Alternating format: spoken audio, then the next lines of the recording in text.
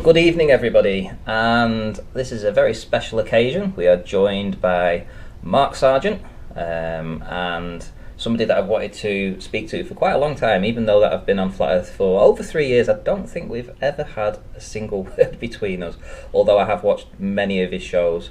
Mark, how are you? I'm well. Thank you for having me.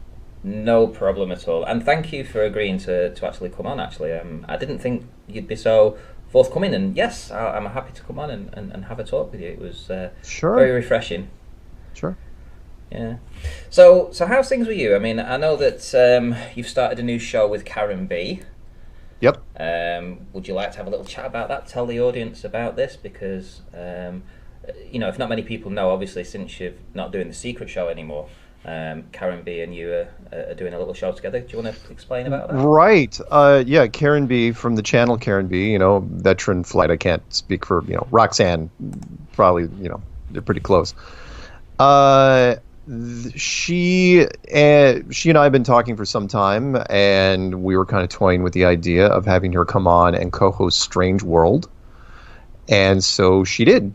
And we've been doing that for a couple months now, and it's been going really well. And so every Tuesday night in the States, Karen B is on with me. And when I am out and about traveling and doing whatever, if I can't do the show, she then takes over the show and runs it on her own. And she brings in other people like Zulu One and Master Gunner. And it's going really well. I like Karen a lot, and I'll get to see her soon because she's going to be hosting her own conference down in South Carolina on October 21st, I believe. Wow. Yeah, I think he was talking. Let's see. I've got it written down here somewhere. I was doing a little bit of research before. Was it Bonnie Lake? No, that's a meetup. That's a meetup. Oh, right, okay. There's a meetup that's happening in the Seattle area up in the northwest of the United States, which will be September 1st, and I will be attending that one. I don't know if Paul and the Plane and D Marble and some of the other guys in the Northwest will be here. But I will be definitely attending that one, and then from there I head over to the UK conference, and I'm spend I think 9 days over in the UK doing that conference, and then jumping over to Stockholm and doing the Gather Festival. They invited me over, even though the Gather Festival isn't a Flat Earth conference. They invited me to represent the Flat Earth for a day. So I'll be over there as well. Right. Well, that's. Oh, sorry. And then Then the South Carolina conference, that is October 21st. So it's a whole month, 3 weeks later. And Karen and Just Jack and a whole bunch of other people will be down there. I mean, that seems like a full-time, effort for you. All this plane hopping and different countries and stuff like that. But you put in the legwork. Yeah. It's been surprising. Well, again, everything unsolicited and everything surprising for me. Like this year, I didn't know that Flat Earth was going to be on tour, and yet, I've already done 3 conferences. I did Los Angeles, and then I did Auckland, New Zealand, and I did Calgary up in Canada, and then after that I've still got UK, Stockholm, South Carolina, and then finally Dallas. Wow. And those are the big meetups or the big conferences, and then whatever regional meetups that I go to. But yeah, it's been and then in between that I you probably don't know because I haven't told a lot of people. So I was down in New Zealand at a conference, right?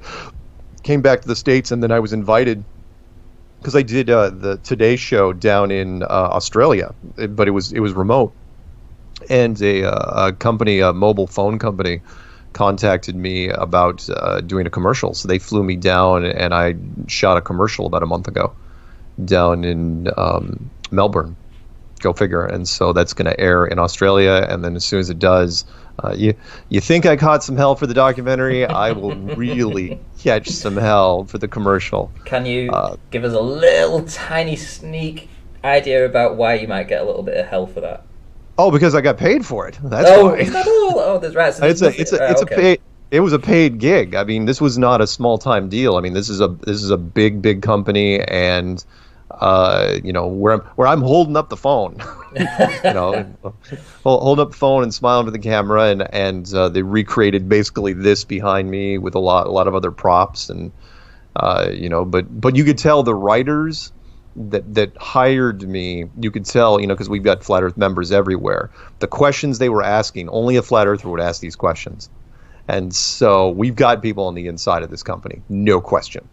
And so, it was a little tongue in cheek, of course. They're not going to just come out and say, we believe, the commercial's about, if you can get your head around this huge topic, you can definitely get your head around our app. Yeah.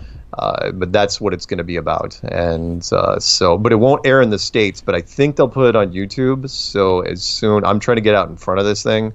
Because, I will catch some grief because it is, as far as I know, the first paid endorsement for Flat Earth. So, I was playing myself. They introduced me as Mark Sargent, from Behind the Curve. And that'll be fun. Well, to be fair, that's amazing publicity for Flat Earth. And I think people need to get over the fact that you might have made some money out of this because at the end of the day, I see it this way. The amount of stick you've taken, the amount of effort that you've put in promoting Flat Earth, the grief and all the grief you've done, you could have done a job anywhere. You don't have to do Flat Earth. You could have had a job anywhere and earned some money. You could have earned far more than you ever would do on Flat Earth. And so what if you did a little gig and you got some money for it? Who cares? I certainly don't care.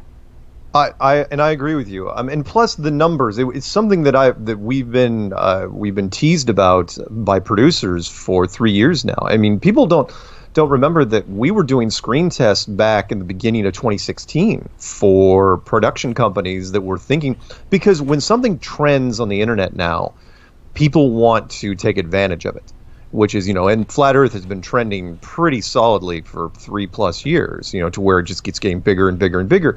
And so bigger producers come in and they get scared and they get cold feet. But there have been some amazing people in production houses that have been trying to turn this thing into something outside of the internet, like a television show. Well, for example, the documentary. The documentary was done by a very small production house that had nothing to lose, and they didn't even think it was going to do anything. And then all of a sudden, and they were not necessarily being negative, they were being realistic. And it's like, well, we probably won't get any film festivals. And then every film festival they submitted it to, they were accepted. I mean, they did 27 film festivals in 8 countries, to where they couldn't even go out to all these festivals. They started to sending me out because they were getting double booked. And then they said, well, okay, it did well in the film festivals. It's not going to be purchased, though, by any distributor. And then it was picked up immediately by Amazon and Google Play and iTunes and YouTube Red. And then finally Netflix. I mean, they all bought it. And then it trended from there. So, the numbers panned out. And because of the documentary, the company down in Australia, they're like, oh yeah, this is kind of cool. Let's see what we can do with it. And of course, it helps when you have people on the inside. So, will there be a television show? I have no doubt there will be a television show. Then you cannot. It keeps coming up over and over and over again. I mean, the backlog of content that we've got in our archives now, you could do a show easily, a dedicated weekly show. And so, yeah, and of course, there'll be money behind it. So it's just a question of, what they want us to do, is there an integrity issue? But yeah, you're right. The exposure is priceless. Yeah. Look, if there's a television commercial that they open up with 3 things, they name me, so you can look me up. They name the documentary, you can look that up, and they bring up Flat Earth more than once. What more exposure do you want? And it's running on all channels down there. I guarantee that commercial will turn into something bigger. Yeah, that's awesome. And the thing is, I mean, a lot of people won't find it palatable, right? That's just the way it is. I mean, it's just how the community has kind of made this situation about anybody that tries to make money out of the work that they do. But then again, they don't realise the amount of effort and time and work ethic you need to do this. The amount of the amount of grief you have to suffer, the amount of personal time that you put into this. It is it's a 24-hour, 7-day a week, and it's in your head as well. All the time. Oh yeah. That's all I do. I do Flat Earth. I live and breathe it. I travel. I do public speaking. When I'm not doing that, I'm making videos. I'm not making videos. I'm watching videos. Or the emails don't stop. The phone calls don't stop. Luckily, I don't do much texting, but I still get some texts from people, even though I say don't text me because I hate texting. And yeah, that's what I do all the time. And so, you know, something to pay the bills wouldn't hurt. So I'm waiting. It'll be probably 2 minutes after that commercial comes out, where the first comment will be, you know, in all caps, "Sell out." You know, it's like, you know, the cliche thing where, you know, it's funny because this happens in just about every form of life and business, including entertainment. You know, more than, you know, you're a garage band and you're cool until you sign a record deal, then you're a sellout. It's like, what are you talking about? That's the whole point of being in a garage band. They all want to, but if you don't get the deal, you're pointing at the guy and claiming sellout. It's like, fine. It's like, if I didn't say yes to this, because it's a good commercial, in my opinion, and you'll have to see it to play. Of course, I haven't seen the final edit. Cross my fingers. But there are flat earthers on the inside. I know, I met them. You can always tell who the flat earthers are because they want to have selfies taken with you. So. Well, there's a fine line, I think, in flat Earth, and it's like I was just explaining to you just before we talked. When I first joined flat Earth, I didn't even realise there was a path to choose from. I genuinely didn't. It was like I just was following my nose, and I didn't even realise there was factions inside of flat Earth. Right. And there's the factions of people that want to do this as a business and make a little bit of money out of it and put a lot of time and effort into that, right? And then there's the other side that just want the information and just want to talk about it and don't want to monetize the channels and don't want anybody else making money out of this. And you know, it's because it should always be free. You know, the truth should be free. Yeah, absolutely. I'm not charging a subscription service for my YouTube channel. I didn't even monetize it for the first 6 months. It wasn't until YouTube wrote me directly and asked me, they said, hey, maybe you should think about, not one of those, you know, network channels, you know, where they say, oh, join our network. It was YouTube directly. They said, hey, maybe you should think about monetizing your channel. I go, fine. I mean, you know, 2 buttons, click, that's it. It's monetized.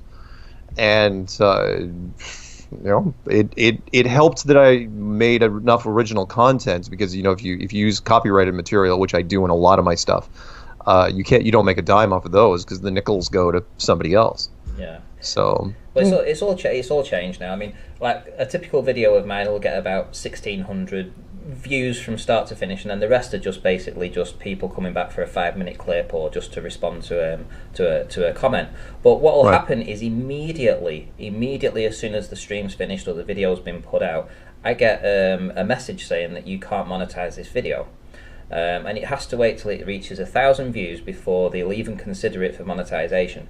Then it normally takes a couple of days or so for them to get back to me and say, oh, actually, yeah, we made a mistake. We can monetize your video now.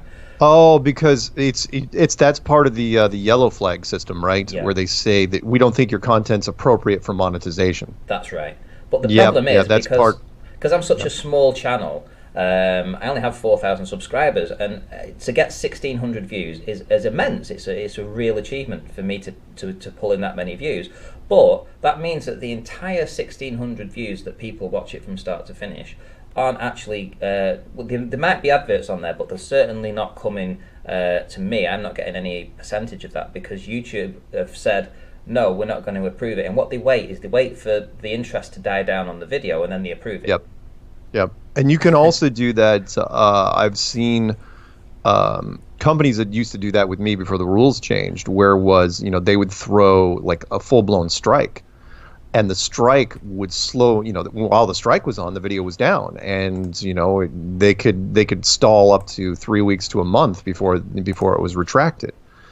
And yeah, within a month, it's like, well, that knocks it down to the bottom of the ladder. And by the way, 4,000 subs nowadays is not that bad. I mean, there are kids out there. You got to remember there are tons and tons of younger people that are getting into, because I'm old when I have to say that, younger people that are getting into YouTube, and they're just scrambling. They're scraping for anything. They get 100 subs, they're happy.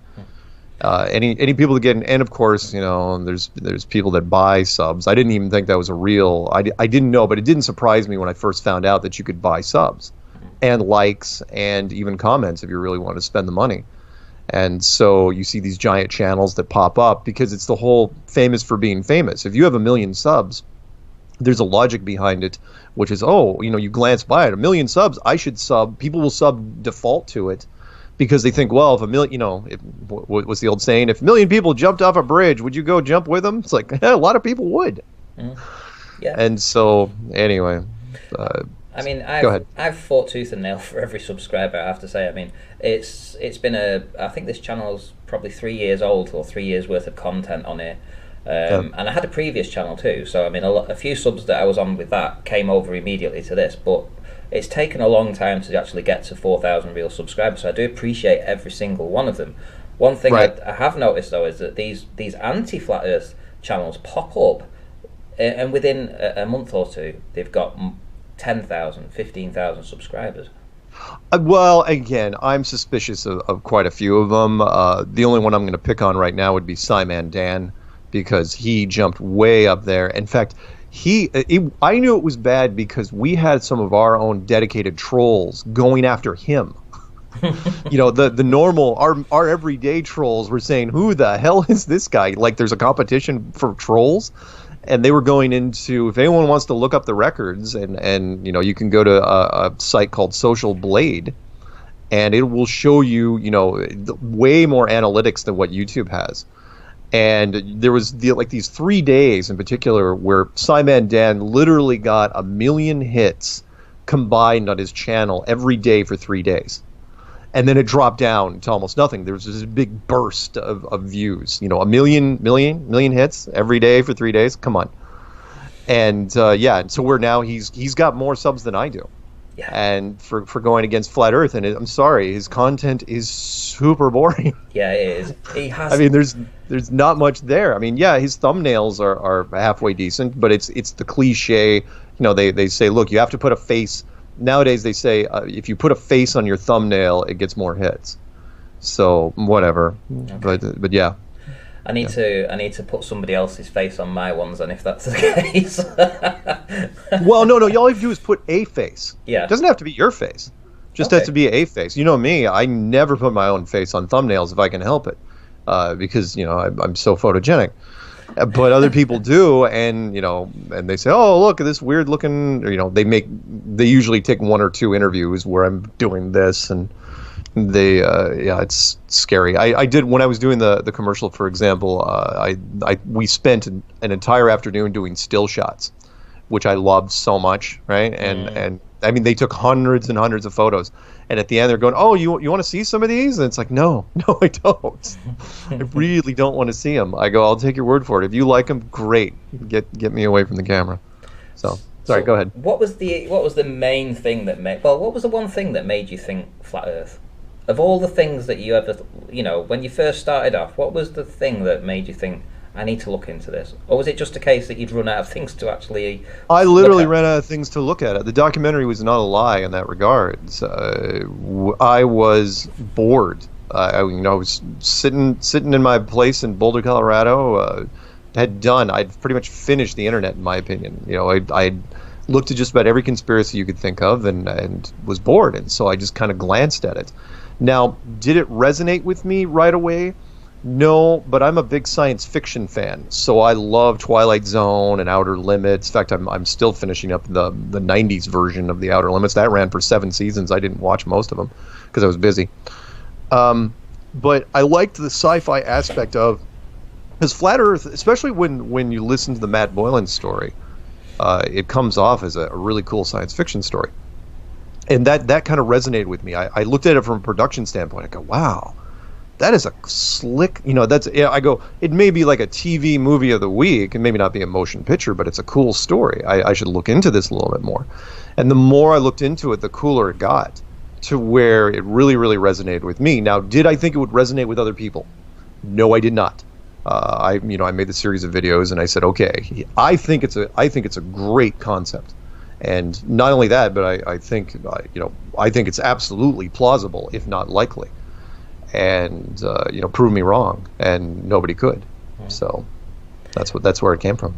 I think for me it was I know exactly what it was for me. I had, like yourself, I'd run out of content to watch. I think I'd looked at all the different conspiracies, and I'd seen the odd video for Flat Earth popping up. Funnily enough, not one of yours, because I think if I'd have seen one of yours, I might have been tempted to click it just because of the name. You know, Flat Earth Clues. Right. You know, it's kind of one of those draw you in, you know, click kind of thing videos. But nothing really interests me until Alex Jones put a video out after continually saying that Flat Earth was nonsense. It was absolute nonsense. Anybody that rang through to try and talk to him and discuss Flat Earth, he said they were insane and hung up on them.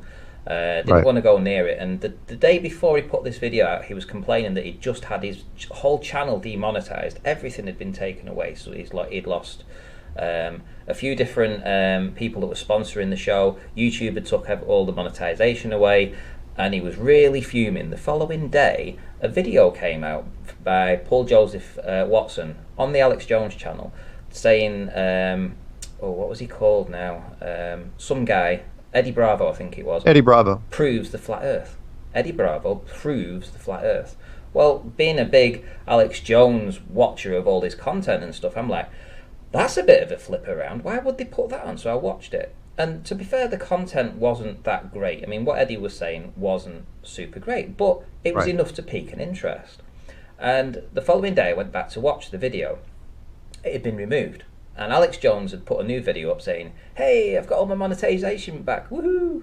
And I was like, that's not a coincidence, is it? No, that's not coincidental. I wonder what happened there. Was he kind of blackmailing the YouTube, Google, etc., by saying, hey, if you've demonetized me, I'm going to start talking about flat Earth. And then suddenly you get monetized again, and I'll remove the video. And that's exactly what he did. And he got remonetized. He removed the video, and I'm like, because being in conspiracies, you think, read into this. So I started watching a few videos, and I was hooked, pretty much immediately. You know. Yeah. Well, I mean, it's an interesting concept. I mean, it's very interesting. It's the most interesting story that I can think of. It's polarizing. You're not really on the fence about it. You either love it or you hate it. And it's deep. There's so many different facets to it that people. I mean, you can look into flat Earth for a long time. It's just a question of how long do you look before all of a sudden you sit back, you take a break, and go, okay, you know what? I think I actually may be into this. And the last thing about it is that it's one of the only topics I've ever seen where everybody knows something about it, even at a basic level. So I have yet, out of all the thousands of people I've talked to, never run into a single person that said flat Earth, never heard of it. You know, everybody's heard of flat Earth, and you find me another topic which you can say that about. You know, it's amazing. You know, but now people don't know anything generally. It's like people will say, well, flat Earth, is that a metaphor? You know, for crazy people, but they know the term. Flat Earth. It's the only conspiracy we debunk to children, which again is a clue in itself. Well, that's it. I mean, they do use it as a derogatory term. You know, oh, you're just a flat earther. You know, like you're insane. But they don't actually spend the time to look into the kind of inner workings of how we've come to this, and our own science that is leading towards that conclusion. You know, because we are working hard. You know, a lot of people are working hard, especially like people like FE Core and stuff, and they have a terrible reputation, and I don't know why. I'm part of FE Core, and I see the work that these guys are doing. I know what they're going to drop. They're going to drop it soon. They've been working on a bunch of different stuff, and it's going to blow everyone away. And yet, in the meantime, they've got this negative thing that people have, the shills, the this, that, they're only in it for the money. Well, it costs money to do these experiments. It costs money, right? Right. Exactly. And up until now, you know, when it comes to the money, the only money that's been coming in for anybody has been either donations through whatever. It's been coming in through Google if you're using AdSense and you know, the whole Google Pay thing for getting hits on the videos, and that's basically it, just private donations. Up until now, you know, so again, people can say, oh, you're only doing it for the money. It's like you're making tons off of T-shirts and books. It's like, look, my second book is coming out. The first book, you know, people don't really buy books anymore. The book for me is just a reference point because some media won't take you seriously unless you have a book, for example, or a DVD. Like the story I'm famous for telling is when Coast to Coast contacted me out of the blue. I didn't contact them, and they said, "Okay, what's the name of your book?" And I go, "I don't have a book." They go, "Okay, what's your DVD?" Don't have a DVD. All right, what's your website? I go, "Look, I've only been doing this a few months. I don't have a website. I just came up with this idea." And they said, "Okay, why are we talking to you?" I go, "You called me." But they're looking for that stuff. They want an anchor that they can anchor things back to. So yeah, the money. Yeah, of course, people can throw it when the television show happens. Fine, you can yell at people for taking for the money aspect. But up until now, nobody gets into flat Earth for making money. Let's use Patricia Steere real quick, for example. Why? And I mean, for God's sakes, she knows exactly what she can do. She could have opened up a YouTube channel called Makeup Over 40, right? For doing makeup tutorials over 40, which of course, she would have just cleaned up on, but mostly it's because of her genetics. It's like, look what I did in 15 minutes, right? So, wow, that's amazing. It's like, you can do it too. It's like, no, you can't. Hers is because of her bone structure. But she could have absolutely cleaned up. So why wasn't she doing that? Why was she doing flat Earth? Nobody gets into flat Earth to make money. No. Because who would have known it would have resonated? I mean, when all the media is saying it's a terrible idea and it sucks, and you've got all these huge channels just laughing at flat Earth, what makes you think you can make money off of it? Exactly. It's a silly allegation. Absolutely silly. It's like you don't make that much money off of selling T-shirts. I was surprised. Sorry, I know I ramble, but I was surprised just yesterday when I was looking at the giant YouTube channel Smarter Every Day. Right? He's got millions of subs. He's got a Patreon link on there. It's like, why does a guy that has 6 million subs have a Patreon page? Well, probably because he gets copyrighted on some stuff, and there's quite a few videos he can't make money off of. And plus, you don't get that much money for hits. You only get like $1,000 per million hits. That's not that much. I mean, think of what it takes to get 1 million hits in a video. It takes a lot. So unless you're Simon Dunn. Oh, unless you're Simon Dan, well, yeah. And then, in which case you can, again. But also that's part of the. Well, sorry. Let me use a quick example for people that don't know what I'm talking about. Because there's channels out there that just have taken it too far to the point where it's ridiculous. The most obvious would be PewDiePie, the biggest channel in the world, right? He's got 100 million subs right now, and when we were getting into this, he had 30 million. Yeah. So he's jumped 60 million subs. And so what happens is this. You'll get it when I say it. So. And I'm not telling anyone to do this. It's a super bad idea. Plus, it shows up on Social Blade, which is you buy hits, right? So let's say you buy a couple million hits or subs for your channel. Well, you get some of that money back because YouTube pays you for the hits. So you pay an outsourced company, a third-party company, to generate hits on your channel, and then some of that hit money comes back to you because Google pays you for the hits.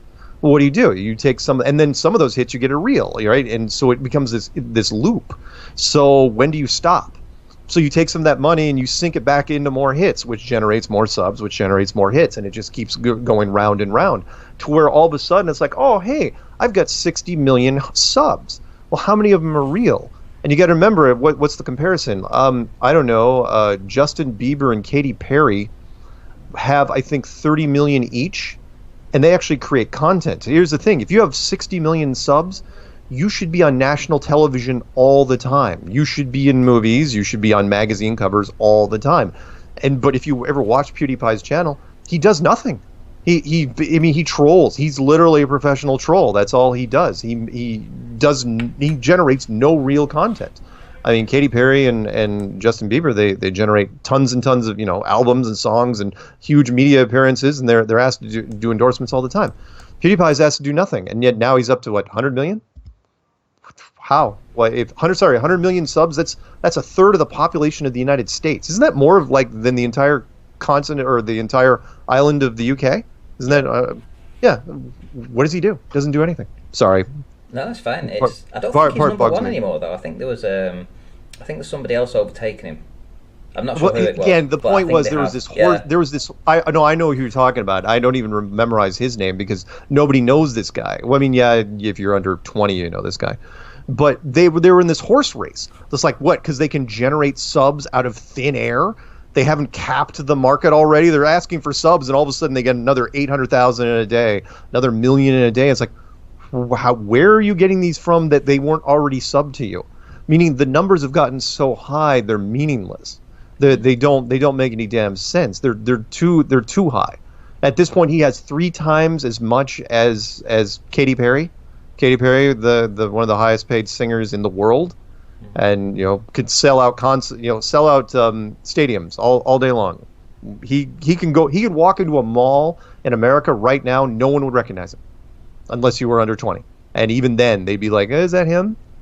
Sorry. Well, I'm sorry. Let me throw this one more thing out at you real quick. If anyone has any doubt what I'm talking about here, there was this video I was watching of him because I was just curious. I was just watching a couple of his things in the intro, and he was pushing. He has like a gaming chair company that he's selling gaming chairs that he sits in. I think it was red, and he was begging people to buy this chair. It was only like $400, right?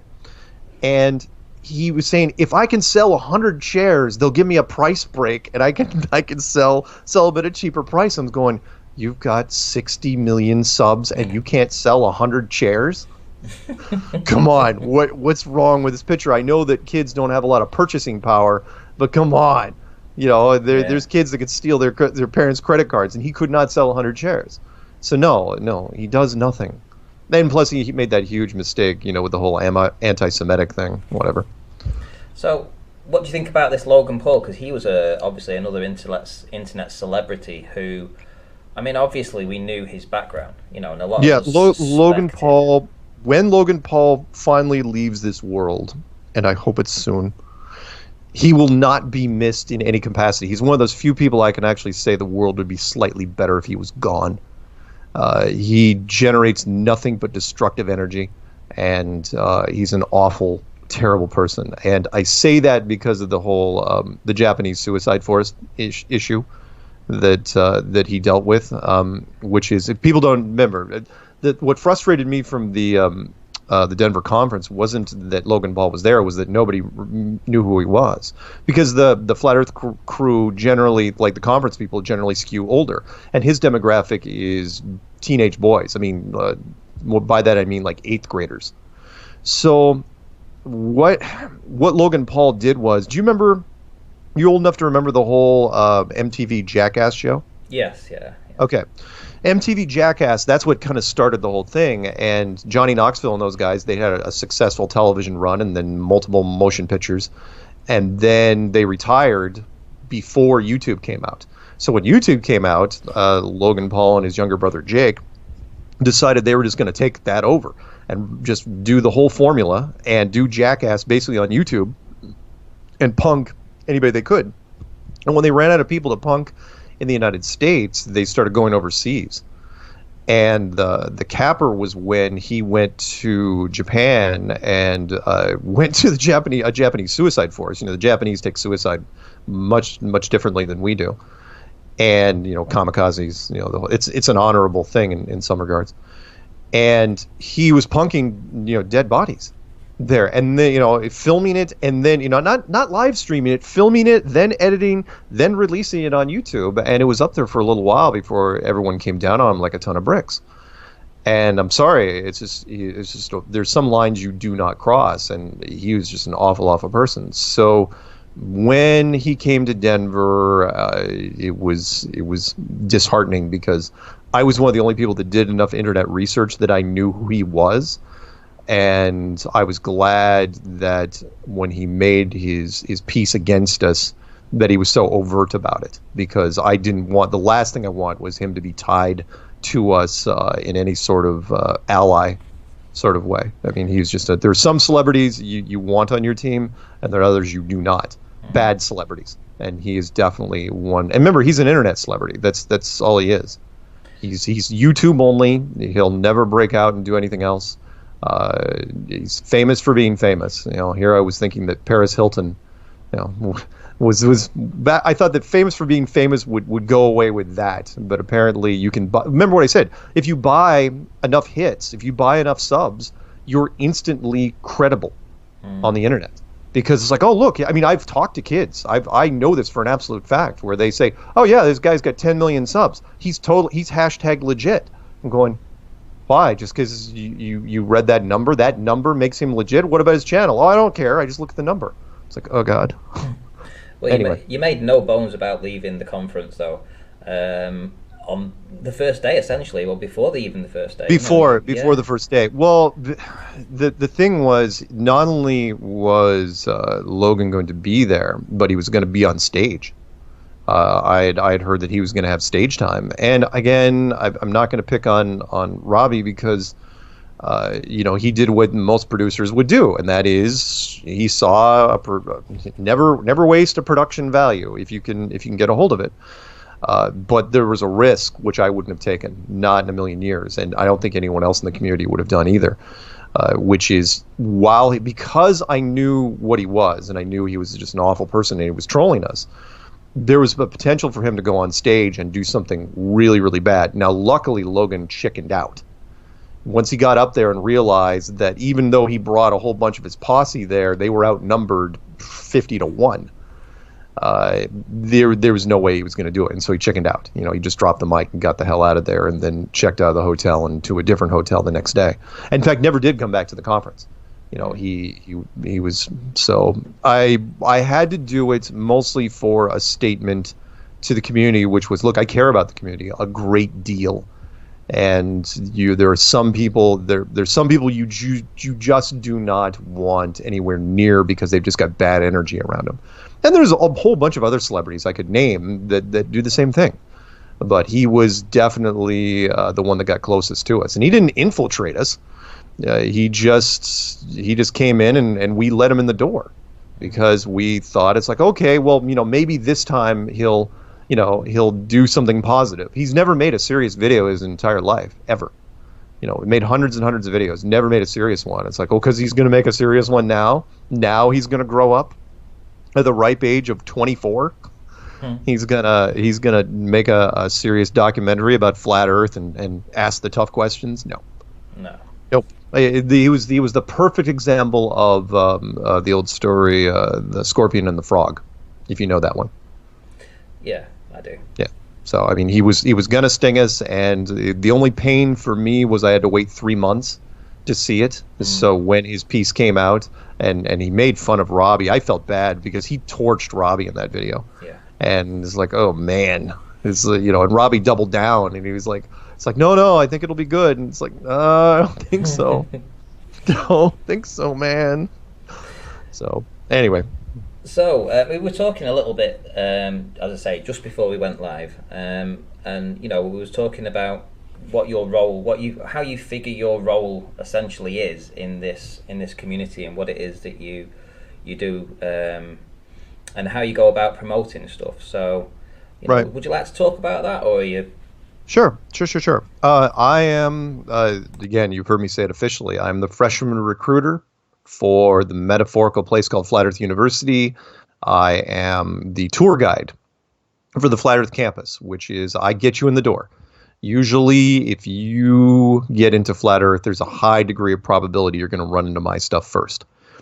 And if you do, or you're going to come back to my stuff, because the other people that put out stuff is generally, if in the United States, we have books for first year, second year, third year, and fourth year. And there's not a lot of first year books. Mine definitely is one of them, though. And I get you in the door, and then from there, you decide what role you're gonna take in Flat Earth, whether it's going to be street activism, or experiments, or bashing NASA, or meetups, or conferences, or music. Take your pick. There's so many different things you could do, but because of that, I have to keep it very general. I have to throw a very, very broad net. And I can't, like, for example, the most common criticism I get is that, for example, either I'm not Christian enough or I'm too Christian, which is a tough thing to be both. Okay. Which I was raised in a born again Christian family, but I fell away from religion when I went to university years ago, and then Flat Earth brought me back. But because of that, I realized, as I've gotten older, look, I'm older now. Look, there are 5 major religious houses in this world, and they all have a piece of this puzzle. And so I can't alienate, even though I'm, from the United States, and I'm from a Christian side of things, and I favor Christianity, sure. But I can't, for example, just start quoting a lot of chapter and verse.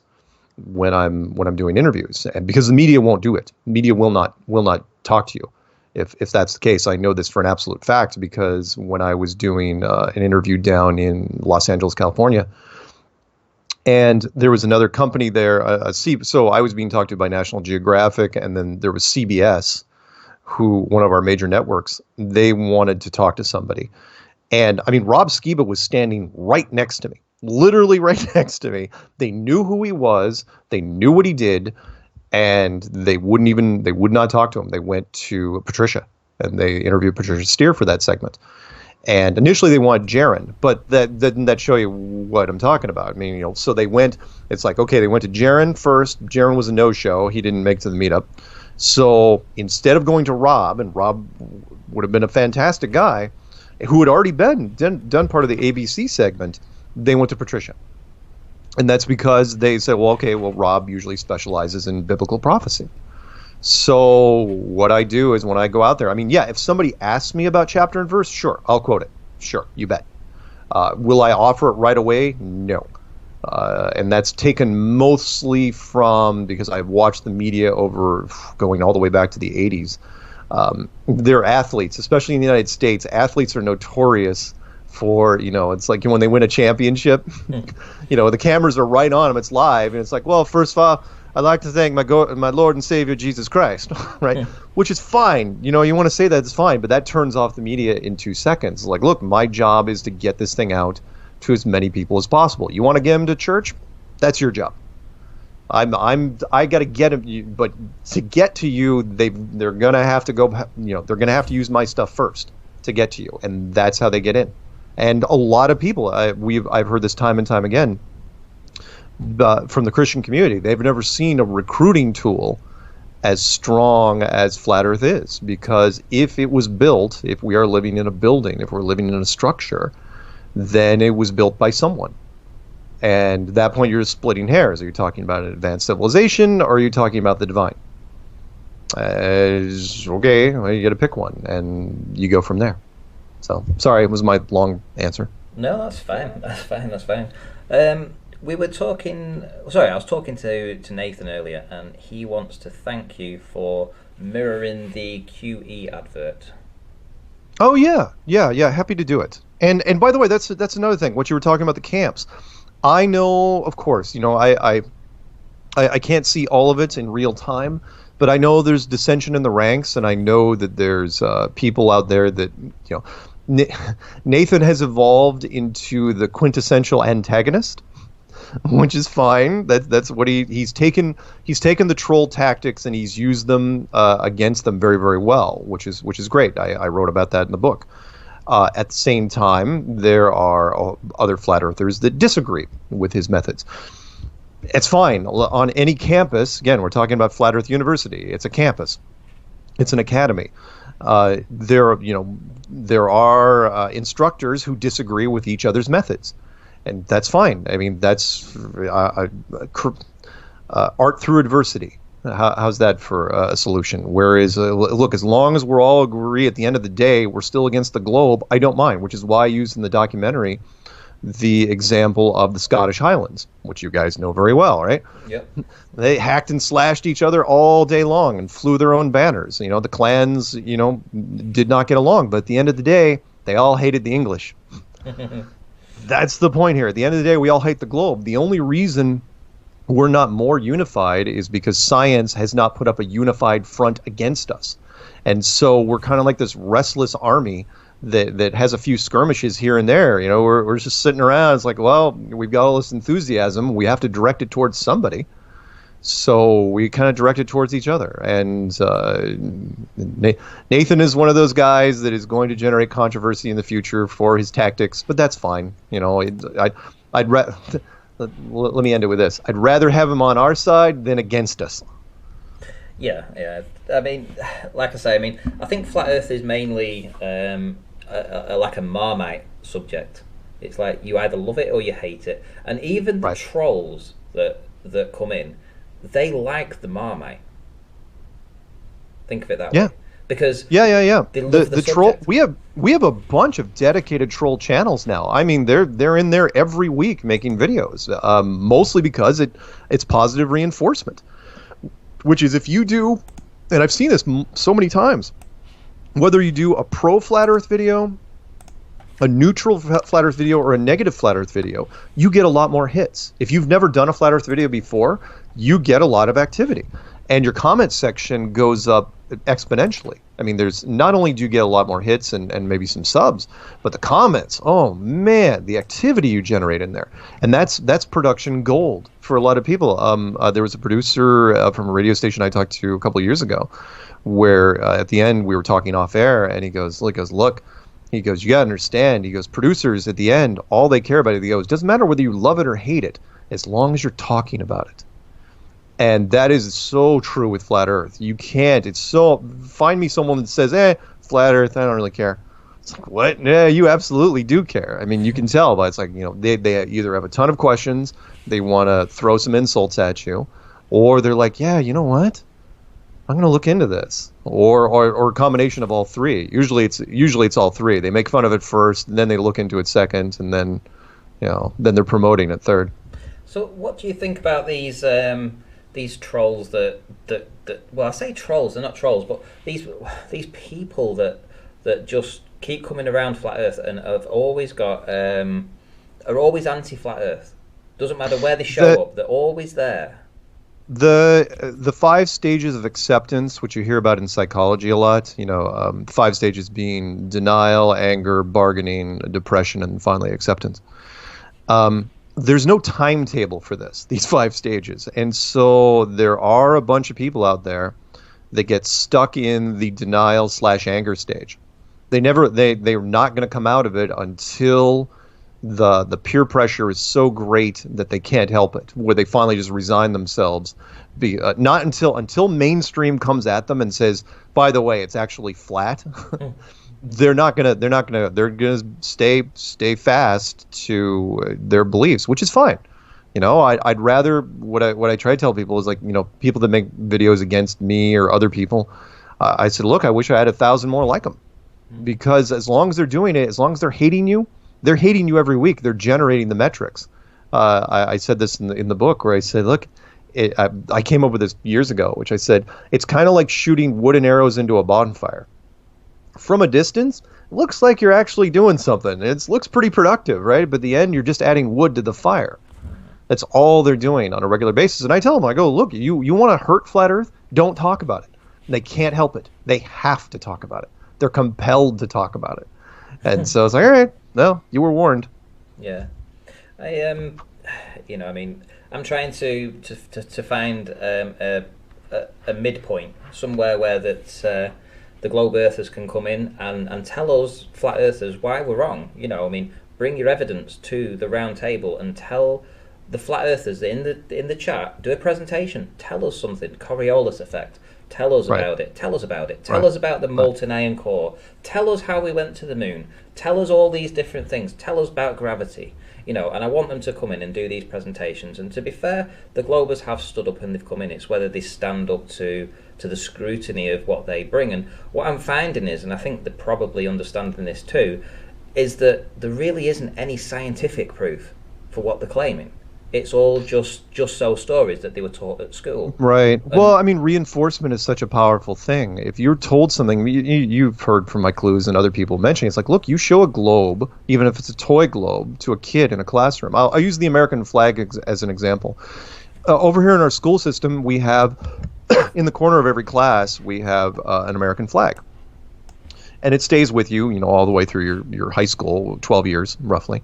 And below that, somewhere on a table, is a globe. Well, at the end of your 12 years, that flag inspires people to join the military in some cases. You're willing to fight for that flag. That's your home. That's where you live. What's the difference between that and the globe right below you? Almost nothing. The globe preaches the same message. That's your home. That's where you live. And when somebody challenges that and says, no, that's not your home, there's a real visceral response there, and a lot of people can't get around it.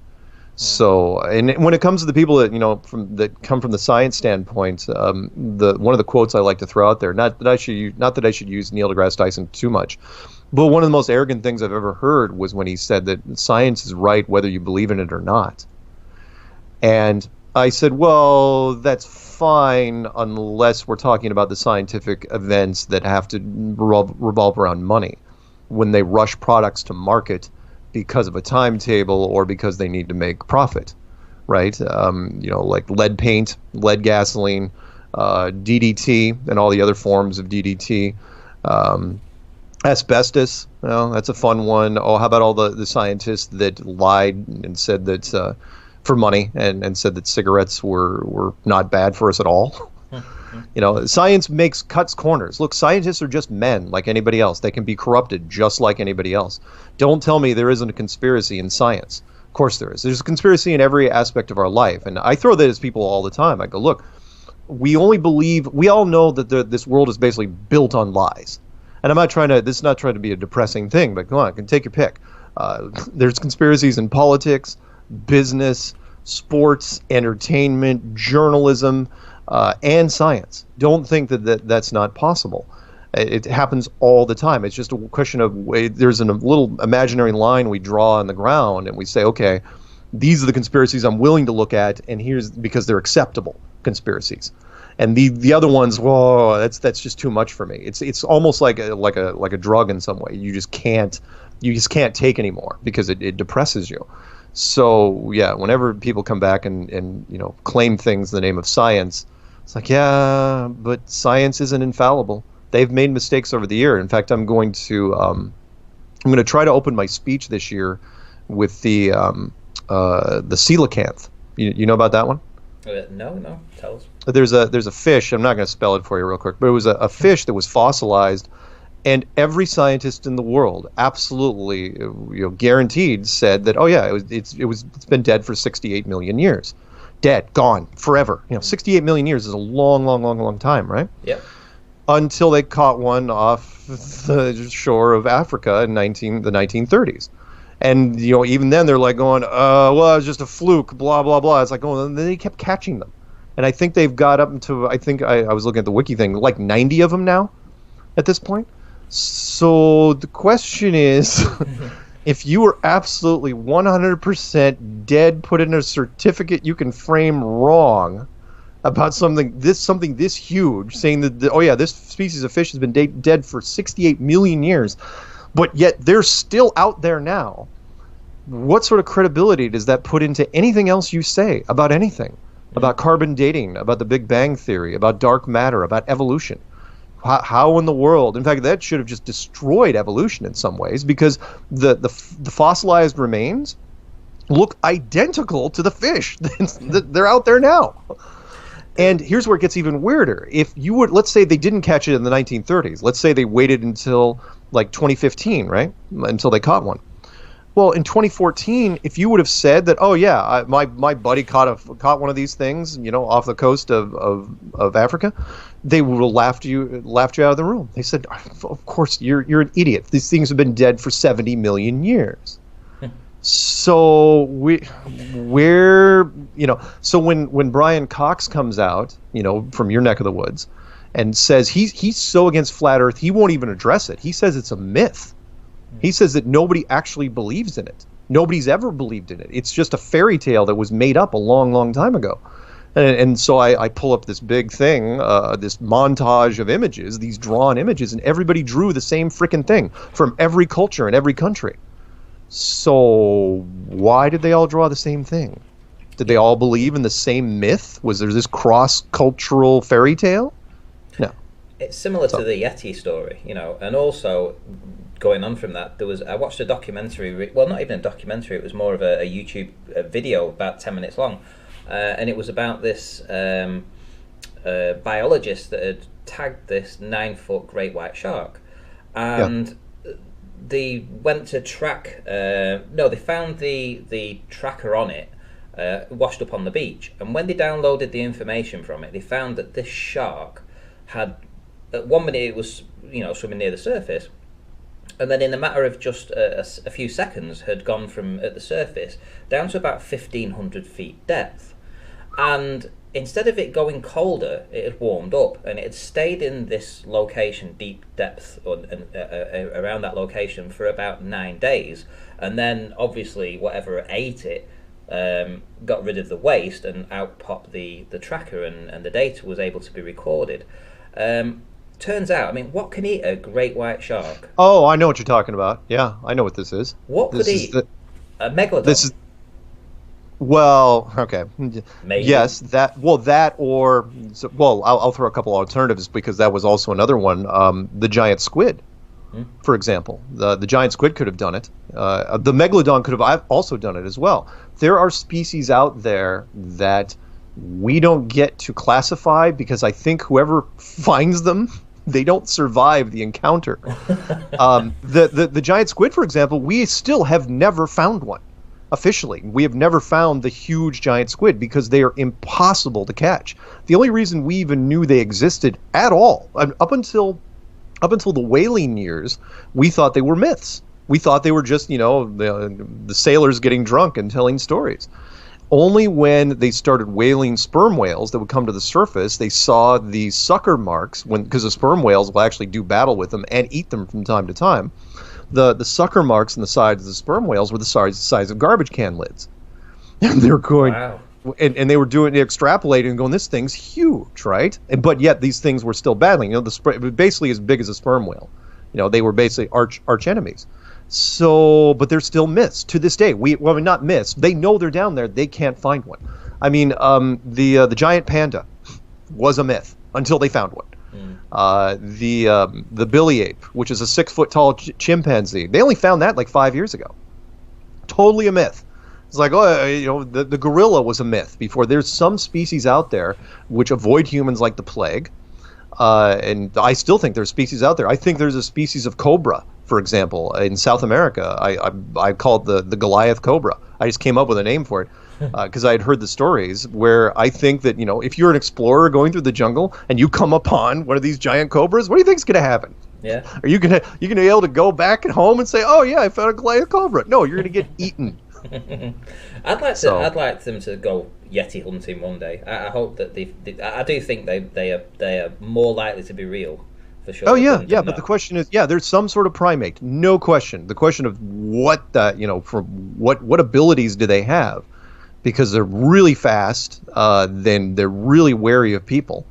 I mean, they're really good about not getting caught. And I don't know, people say, well, it's a myth. And again, anyone that says, oh no, like for example, anyone that ever gives me grief about like the Loch Ness Monster, and which why you call it Loch Ness Monster? It's like, no, it's a plesiosaur. The question is, why is there a plesiosaur in a freaking lake in Loch Ness, right? Yeah. And I go to the coelacanth, that fish I was mentioning earlier. Which is, that fish should have been dead for 68 million years, right? But it's not. So when you say a plesiosaur should have been dead for 100 million years, I'm going, okay. That fish right there makes that plesiosaur a lot more relevant. And of course, scientists hate the fish. And here's why. They hate the fish that it exists now. Because it raises questions like, okay, if that fish exists now, what has it been doing for 68 million years? Has it been reproducing? Why aren't the oceans filled with these things? What are their natural predators? What does it eat on a regular basis? What part of the food chain is this in? And then at that point, can you discount anything else that's roaming around the waters? Anything that's in the deep lakes? I don't think so. Well, I think these films that they put out, especially recently, a lot of the films that have been put out recently, so they always seem to sort of like come across an island somewhere that has beasts that should have been extinct hundreds of millions of years ago, and it feels to me like it's kind of sort of like putting the knowledge out, so it's more in the mainstream that one day something like this could happen, that they could find an island. And I think let me close the book on this topic. I don't think that I think the carbon dating system is so messed up that I don't think hundreds of millions of years is actually a thing. Yeah, hundreds. Yeah. It's way shorter. Thousands, maybe tens of thousands. I think there's terraforming in between civilizations, but hundreds of millions of years, no. You don't need that much time to do anything. And so when you say that, oh yeah, these dinosaurs, or whatever, and I don't want to get into the whole dinosaur thing, whatever, these fossils are 100 million years ago, 100 million years old. Well, you can put that date out there if you want, but then all of a sudden this fish shows up. And it's like, this kind of puts a wrench into everything you were just saying. But again, I could spend hours talking about this stuff. What else you got? Your interview with the astronaut guy. Oh, the British one. Yeah. The British interview. Yeah. Yeah. Your side of that. How it went. Well, it went about as well as it could considering the circumstances, meaning I was coming in through Skype, and they only told me at the last minute that the American astronaut, Terry Virts, was actually going to be in the studio sitting next to Piers Morgan. And I had done enough interviews at that point that you got to realize it's not you versus the host, because the host is only saying what's happening in his ear. He's only a news reader. It's you against the producers. It's you, and the producers are in a control room, and they've got their finger on a kill switch. And so the whole point for me, and I will say I was a little intimidated by Piers Morgan because I've seen him in other interviews, and he's rather, I'll be nice and say antagonistic. He likes to push people's buttons, and so I was just waiting for it. I was going, oh man, he's going to come after me. He's going to wait for something. He's going to come after me. And he didn't, which was nice, but he kept deflecting everything away from Terry, and he wouldn't let Terry answer the questions. In fact, Terry never did talk to me directly. He would never engage me. He had no questions for me. And any questions I had for him, they went through Piers. Very deliberate, and that was fine. My goal for that show, kind of like was how I get people into Flat Earth. My goal for the show was to make it through the show. Make it through my 10 minutes and hopefully not get kicked off, because at any point they could have cut me off and said, oh yeah, if I would have said anything, because people said, oh, why didn't you attack? Why didn't you go after Terry with everything you had? And I go, because the producer, I would have if I would have been in the studio, but I wasn't in the studio. I was in Skype. They could have cut me off and said, oh yeah, we lost Mark. We don't know. We'll try to get him back after the break. Never would have gotten me back. So doing it, that's fine. They could see me, but I couldn't see them. That was also something they did. It was a cool little trick where there was a camera where I could see Piers and everybody, and then at the last second they bumped that camera and pointed it towards a curtain, so I had no idea what I was looking at. I can only hear them. Wow. But it was fine. I mean, I was happy to do it, and the exposure was worth it. And that particular TV thing led to a bunch of UK radio interviews. So, again, if anyone that says that, oh yeah, they would have done something completely different on air with them, is like, fine, go ahead and do that. Let me know how it goes. Yeah, I mean, they say there's no bad publicity with publicity. Yeah, I mean, heck, it was Piers Morgan. I just he had done a stint over here in the States on CNN for a while. And I was just grateful, again, lucky that by the end, he didn't, he took a couple shots, asking if I was American because I was picking on an American astronaut. But at the same time, I probably should have jumped in and said, why does the UK not have an astronaut program? And I think mostly it's because they knew better, and they're like, yeah, we're not going to get involved in this theater. The thing it's is, just not. You've got to juggle a tightrope, because at any minute, I mean, I know that you get these sort of, we'll call them gigs for now. You get these gigs on a good show. So you've got a good show, so you've got a Good Morning Britain and all this kind of stuff. But you do have to walk a tightrope. So it's like you can't go in for the kill. If you went in for the kill, you would never be invited back somewhere else. You're absolutely right. Yeah. Which is, that's also something people don't know, and that is, it has nothing to do. The people you see on camera, those are not the people that make the decisions. It's the people that call you. It's not that Piers Morgan called me. Piers Morgan didn't even know the hell I was until 5 minutes before air. It was the producers. And if you do well with a producer, if you make it through the show, all they care about is that the show goes smoothly. Right? And it's like, okay, we run our segment, both sides get their point across, nobody loses it, nobody lunges across a desk, starts swinging. And if you do well, those producers get talked to other producers. And that has happened to me time and time again, where Other producers they call up and say, "Oh yeah, how did that Mark Sargent do? Oh yeah, he was good to work with." Perfect, great. I mean, and that's how I've gotten most of my interviews, where because the media is lazy. Media will they'll look and say, "Okay, we want to interview somebody at Flat Earth. Intern, go search." And the intern searches, and they all they do is type in Flat Earth interview, and they'll look and they'll listen to see who's ever done an interview, and if they say, "Oh yeah, this guy sounds pretty good," boom, you're on. That's it. And so when people give me grief, it's like, "Well, how'd you get so many interviews?" I go, "Because I put my name and my phone number out there, and I give some pretty good interviews." So yeah, that's all you have to do. I mean, you'd be surprised how, if you do not have your name, your real name and your phone number, no offense to you, of course, if you don't have, but if you want to get out there, if you actually want to do interviews, you have to put your name and phone number out there so that people can get a hold of you, or at least your email address. I mean, Eric, for example, Eric Dubay, oh my God, he didn't have his stuff out there for the longest time. And Matt Boylan, he was notorious for like avoiding the press because he thought he could just jump in at any time. And I'm going, no, man, it's about Windows. If you don't get in fairly quickly, they're not going to care. And he ignored me. So, like I say, it's this tightrope that you dance. So I can understand from your point of view, which is you've got to keep these producers on side, and you've got to come across as being able as a malleable kind of guest. Yep. And thank you, by the way, for saying that. That's the comment I get most often, which is malleable and the versions of malleable. Easy going, easy to work with. The guy that wrote me or wrote about me in an article when I was down in New Zealand, it might as well be a T-shirt. I've never seen someone, but I ask people about this, and they say, "Oh yeah, this is pretty much it." They say Mark has a goofy warmth that instantly disarms you. And I go, "I'll take it. Sure. Why not? I'm not Brad Pitt, but by God, you'll we'll end up having a dialogue where other people you wouldn't."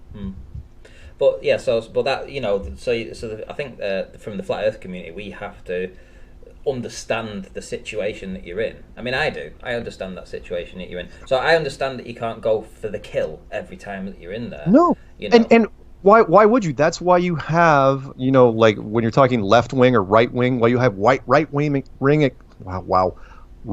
wing extremists versus left wing extremists. Right? That's the whole point. You've got people that you could send out that you want to just yell and get in their face. There's other people that don't. That's not my job. The people that you want, if you're watching television or you're listening back and you don't want to be jarred, you just want to watch the TV. It's like, oh, this is kind of interesting. You don't want me like yelling in your face, pointing at the camera. that would not go over very well. And that's, again, it's not what I do. That I specialize in just kind of an easygoing dialogue and trying to be as articulate and credible as possible. First line of defense.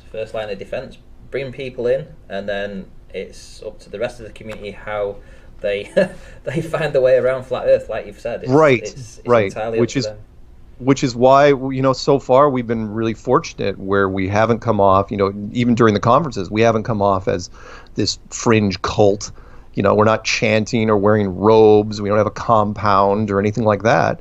So it's been tough for the media to villainize us. Now, they've been trying recently only with the whole kids.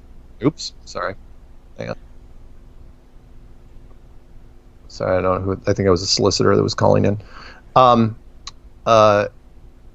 They've been trying to do the whole kid angle and trying to say, well, if the kids are involved, we don't want them influencing our youth. But at the same time, it's like, no, we're not trying. We don't have any dedicated children's programs that are being made, and YouTube videos can be watched by anybody, and Flat Earth is really tame compared to a lot of videos that are out there, and YouTube has no age restriction. So what are you gonna do? You're not gonna be able to do much there either, and we haven't burned down any libraries. We haven't blown up anything.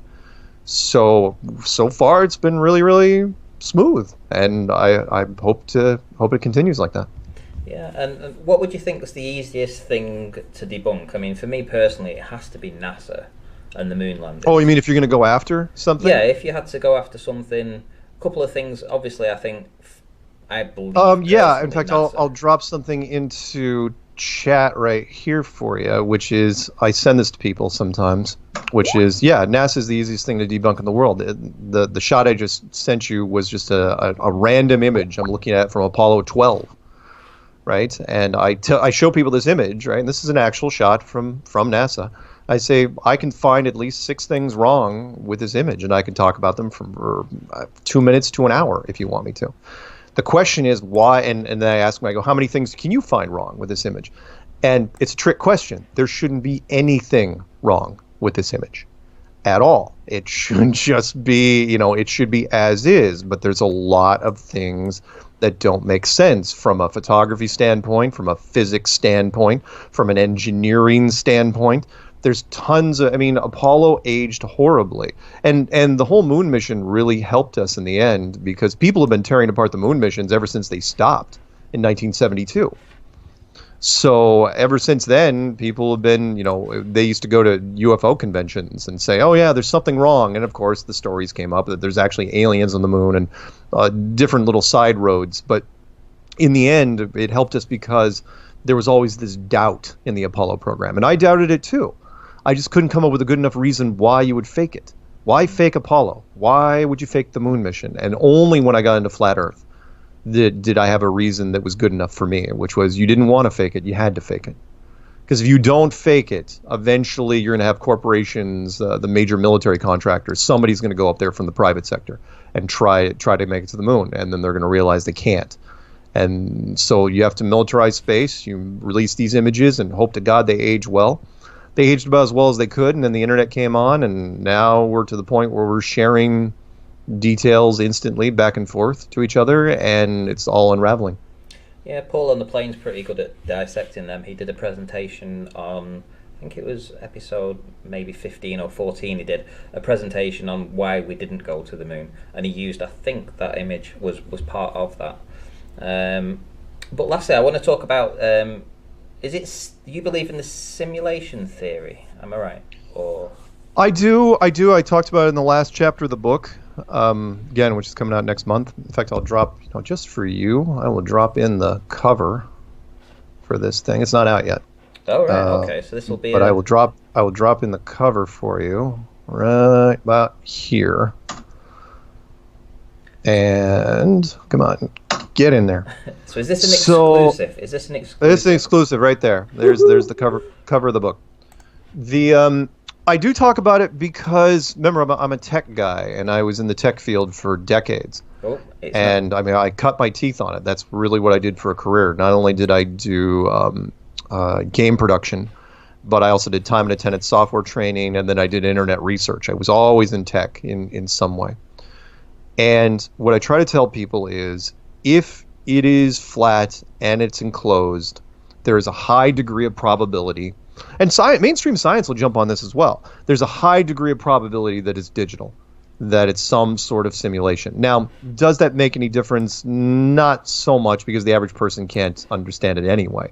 Unless you've done some programming, it's not going to make much difference to you, which is why I don't preach it on a regular basis. I try to make it as simple as possible. And so I have to start off with the most simple concept, which is it's flat. And you've got to start there, because all simulations that we make are flat. Everything from Grand Theft Auto to Warcraft to Fortnite, take your pick. Everything is built in a flat, and in fact, it's not just flat, but it's in a box. In fact, I've been telling people when they say, well, what's the sun and the moon and the stars and stuff? I go, well, if it's in a simulation, it's just part of the skybox, because computers can't draw circles, they can't draw domes, they draw squares. The computer, try to tell a computer to draw a circle. You can't be done. There's no technical way to do it. It has to draw just little tiny. That's why pixels are square. You can make the pixels smaller and smaller and smaller to where they can't even see them, but they're still squares. And that's kind of where I leave people off, where it's like, look, there's a lot of scientific principles out there which scream simulation. Not that it matters, because we're inside it. So from my point of view, it doesn't matter if we're in the simulation or not. As long as you're inside it, it's still as real as anything. So there's no point really trying to break down the simulation. With the exception of, and I'll leave you with this, there's 3 different things out there that go along the simulation theory. One, of course, is the double slit experiment, especially the single electron gun experiment from like 15 years ago, which says that anything that's behind you, anything you're not looking at with your own eyes, isn't being rendered as detailed as it could. And that's what the double slit experiment says. Quantum mechanics, which talks about especially the polarity experiments, which basically say that there's something out there that's faster than the speed of light, which goes into a whole other thing. And the third one, which escapes my head right off the bat, which was, neuroscience and free will, which is a fascinating. If you want to look up something really, really cool, look up something. I mean, the double slit experiment, you'll get that eventually. It'll take people a while. Quantum physics, don't even look at that. But you want to look at something interesting, look at neuroscience and free will. Have you ever heard of this? No. Okay, neuroscience and free will is, like all science experiments, science does things just because they can, not because they should. So they hook up people, like a sci-fi movie. They hook up electrodes to people's heads all the time and have them do all sorts of things. And they were hooking up electrodes to people's heads, and they were having them choose numbers on a computer, right? Like pick a number. And they also said, make sure you note the time in 10 seconds and tenths of seconds that when you decide to choose the number. So it's like, I'm going to choose the number 3, and then you click the number 3, right? So there's this little gap between the time you choose, the time you decide on the number, and the time you hit the key, right? Mm-hmm. And what they found out is that the brain waves, all the sensors in the brain waves were showing that you actually made the decision 8 seconds before you actually consciously made the decision. Okay.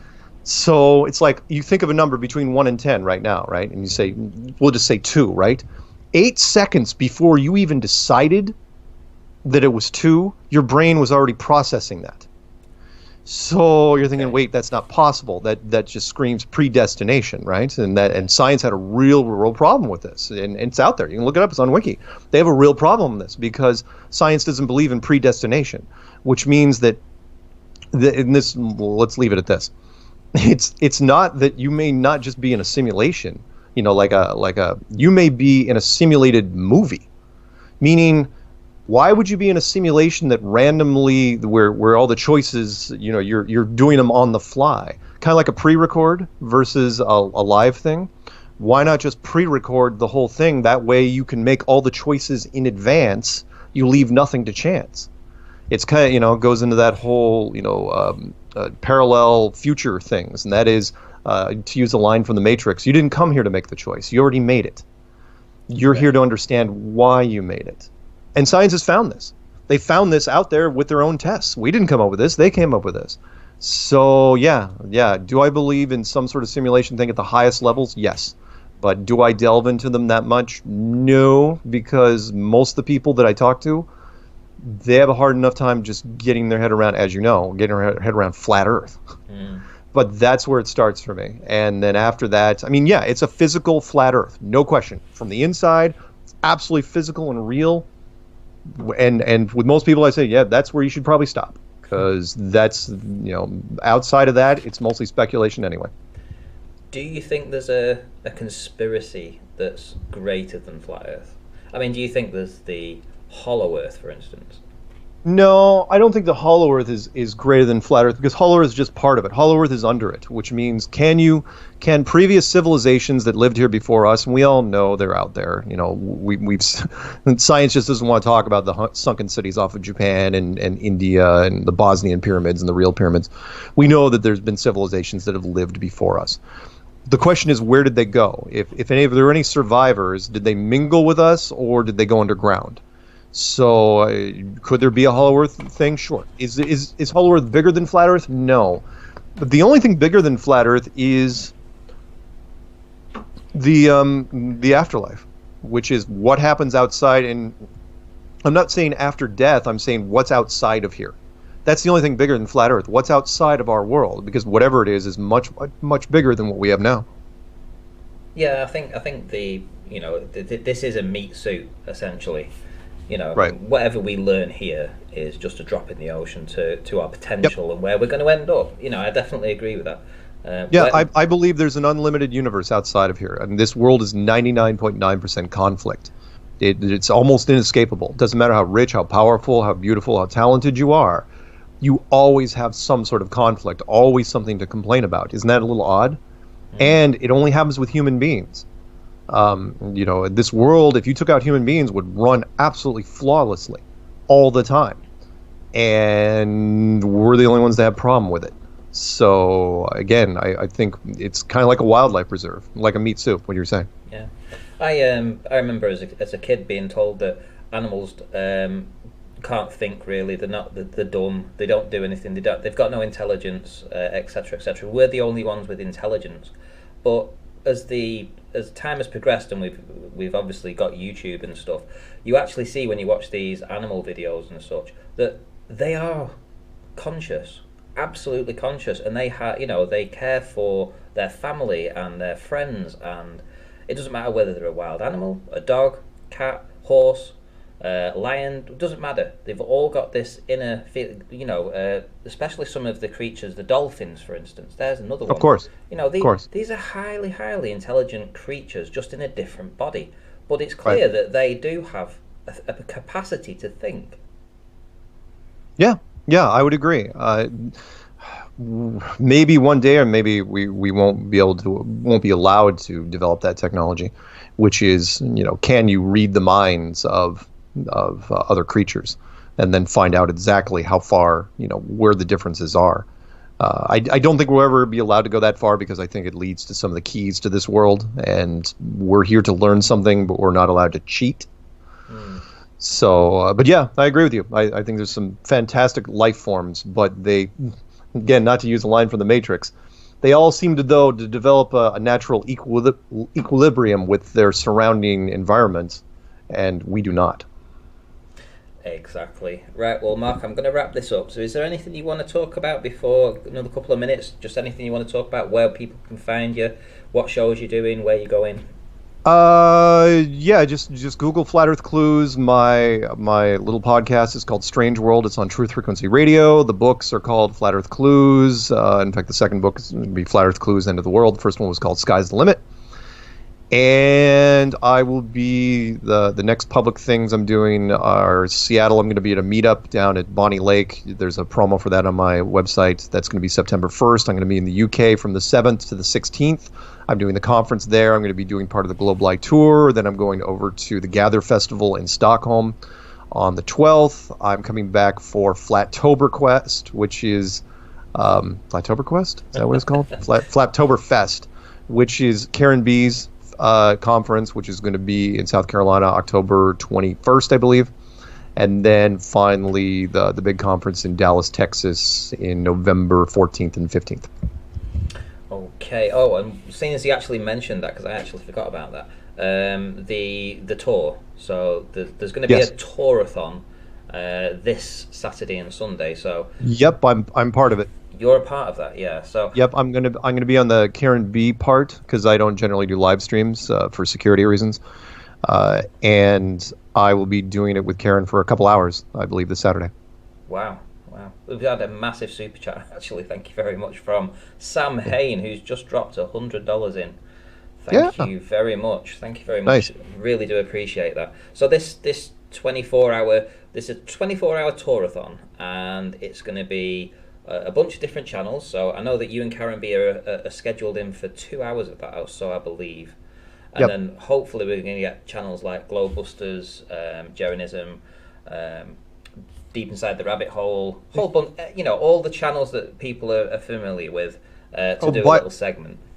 By the way, Karen B just messaged me. Apparently she's listening to this, and she says, correction, the Flattober Fest is on the 20th, not the 21st. Oh, right, okay. So thank you for that, Karen. Just correcting you there. Yep. So, well, it was supposed to. I think it was supposed to be for 2 days, and I had it down for 2 days, but it's actually on the 20th, not the 21st.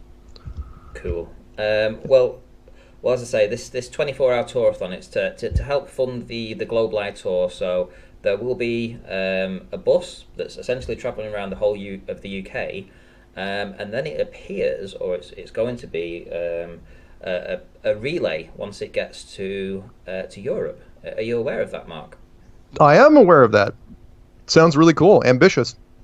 It is, and this relay is going to be a bunch of different flat earthers, including people, and not limited to myself, who will take a segment of that for I think 3 days. So as the tour goes throughout Europe, it's going to be handed over to a different flat earther in a different country. So it's going to Nice. go from country to country, and it's going to be handed over to a different channel, different flat earther who's going to do a segment on the tour. And literally, I can't wait for it. I honestly can't wait for it.